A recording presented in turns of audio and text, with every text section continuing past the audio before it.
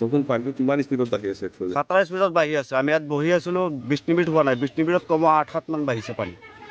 আৰু মানুহ যিবিলাক ধৰক ঘৰত আছিলে চব মানুহ এতিয়া বৰ্তমান ওলাই গৈ আছে। যি ধান চান আছিলে চব মানুহে মানে ওলাই লৈ গৈ আছে।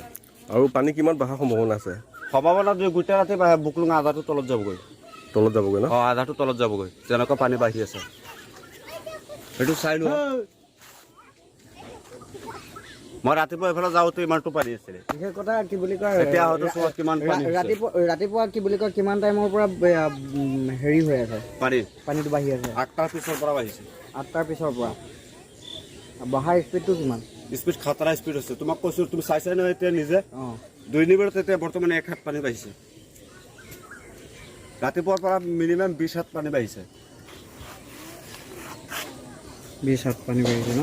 অঁ, ৰাতিপুৱাৰ পৰা কম 20 হাত বাঢ়িছে। তুমি আৰু 2 মিনিট ৰখা চাবা পানীটো আৰু ক'লৈকে উঠে, নিজে চাই যাবা। পৰিস্থিতিটো অলপ বেয়া মানে।